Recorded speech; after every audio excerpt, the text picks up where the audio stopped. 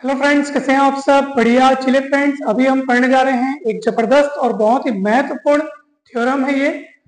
Proof that every subset of A countable set is countable. यानी हमें सिद्ध करना है कि प्रत्येक काउंटेबल सेट का प्रत्येक सबसेट काउंटेबल होता है। ठीक है, every subset of countable set is countable. किसी भी काउंटेबल सेट का हर सबसेट क्या होता है? काउंटेबल होता है। ठीक है, यानी अगर हम इसको हिंदी में कहें तो हम ये कहेंगे कि गणनीय समुच्चय का प्रत्येक उपसमुच्चय गणनीय होता है। ठीक है, तो ये काफी इंपॉर्टेंट थ्योरम है और बहुत ही सरल भाषा में, सरल शब्दों में यहाँ पे हमने इसका प्रूफ लिख रखा है। इसे अभी हम समझने वाले हैं। दोस्तों, एक खास बात, भले ही आप इसको देख रहे होंगे कि इंग्लिश में लिखा हुआ है, परंतु आप चिंता ना करें। आप चाहे हिंदी मीडियम से हो, चाहे आप इंग्लिश मीडियम से हो, आप इस वीडियो को लास्ट तक जरूर देखिएगा। ये प्रूफ आपको बहुत आसानी से समझ में आ जाएगा। समझाते समय हिंदी और इंग्लिश दोनों भाषाओं का ध्यान रखा जाएगा ताकि आपको कोई भी दिक्कत ना हो।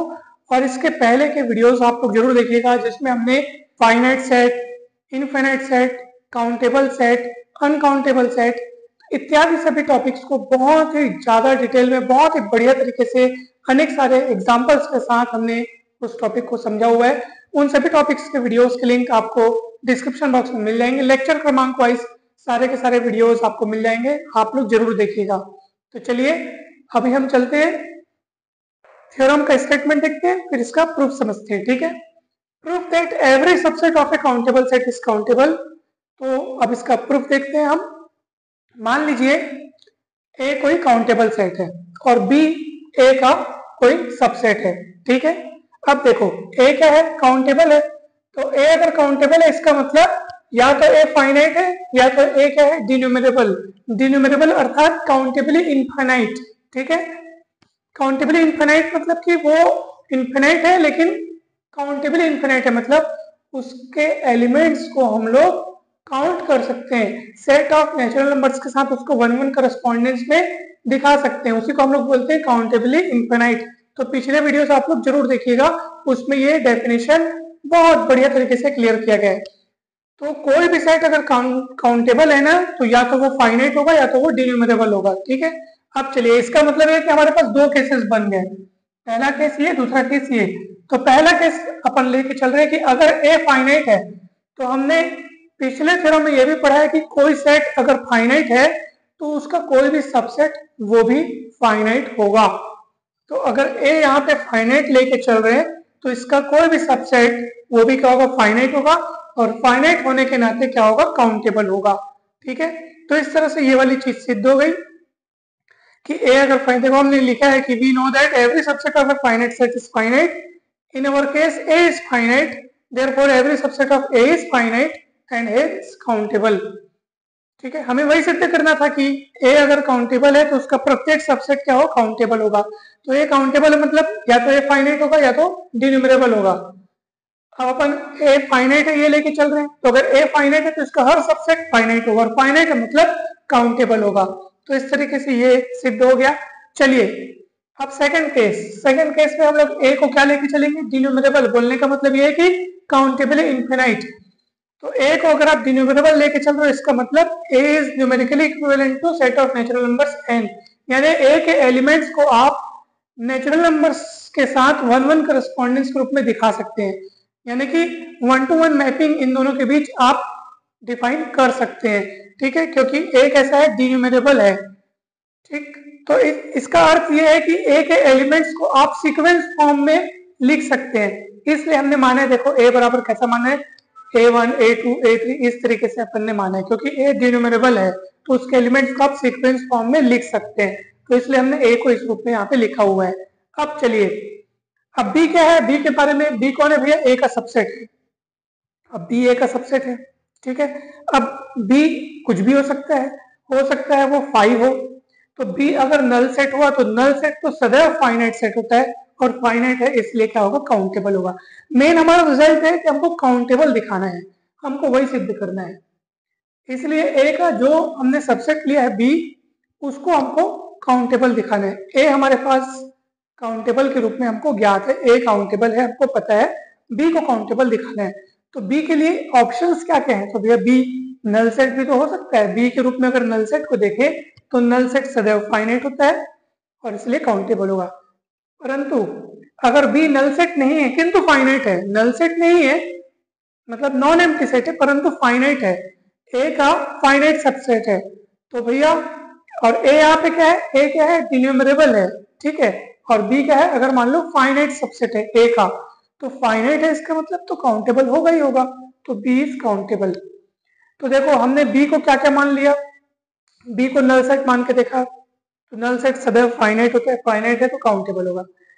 बी नल सेट नहीं है अर्थात नॉन एम्प्टी है किंतु फाइनाइट है तो निश्चित रूप से काउंटेबल होगा। अब तीसरा क्या कंडीशन बच गया, बी अगर मान लीजिए फाइनाइट नहीं है अर्थात इनफाइनाइट है, तब क्या होगा चलिए देखते हैं।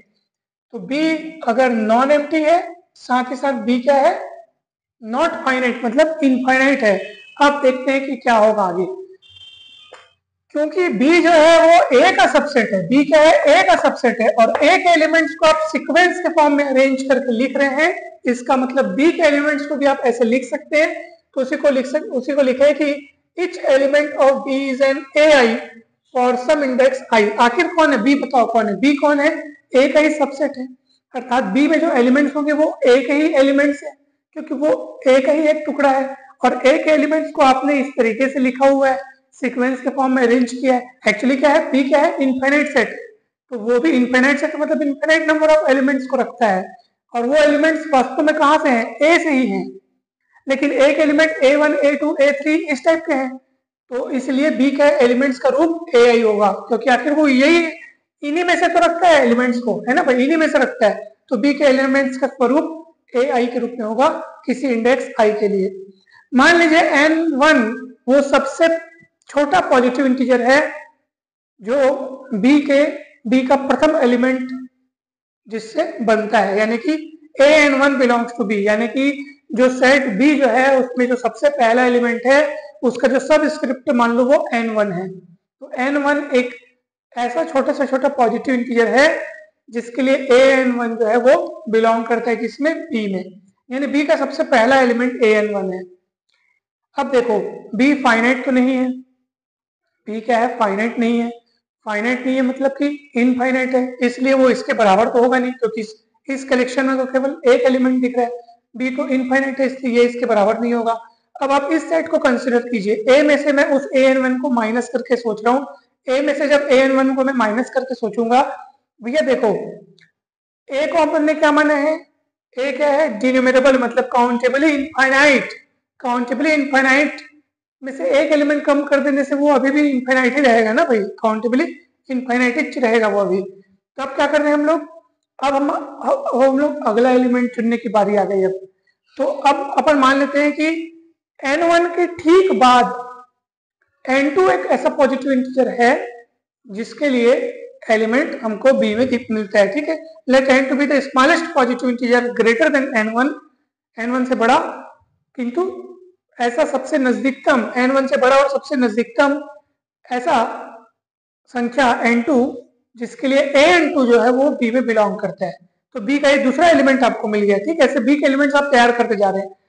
अच्छा b जो है वो इस साइड के बराबर नहीं हो सकता क्योंकि b इनफाइनाइट है, ठीक। अब हम a में से उन दोनों को माइनस करके सोच रहे हैं, अब इस सेट को देखो, अब इस सेट में से फिर हम एक ऐसा एलिमेंट चुनेंगे an3, ठीक है, an3 हम लेंगे और फिर हम बताएंगे कि भैया मान लीजिए an3 बिलोंग करते हैं किसमें, बी में, जैसे अपन एक एक एलिमेंट आगे बढ़ाते हैं ना, ये सिलसिला आप जारी रखिए। तो बी में सबसे पहले आपने an1 देखा, फिर an2 देखा, फिर an3 देखेंगे, ऐसे कर करते ये सिलसिला चलता जाएगा चलता जाएगा, तो बाद में आपके पास बी के रूप में आपको कौन दिखेगा, an1, an2, an3 और ये चलते जाएगा। अब आप देख लो क्या नेचुरल नंबर्स के साथ इसका आप 1-to-1 करस्पॉन्डेंस नहीं बिठा सकते क्या, देखो आप 1-to-1 करस्पॉन्डेंस, इसका मतलब बी काउंटेबल सिद्ध हो गया, देख लो बी काउंटेबल है क्योंकि वो नेचुरल नंबर्स के साथ अपने को 1-to-1 करस्पॉन्डेंस में दिखाई दे रहा है, ठीक है, और ए का क्या है, सबसेट है, बी ए का क्या है, सबसेट है, सीधी सी बात है। तो इस चीज को आप लोग ध्यान रखिएगा दोस्तों, ऐसे कंटिन्यू अपन एक एक एलिमेंट, जैसे इसमें an1 माइनस हुआ, फिर an1 और an2 का कलेक्शन माइनस हुआ, ये चलते जाएगा आगे बढ़ते जाएगा, ठीक है। तो लास्ट में अपने को b इस रूप में अपने को मिलेगा जो कि काउंटेबल है।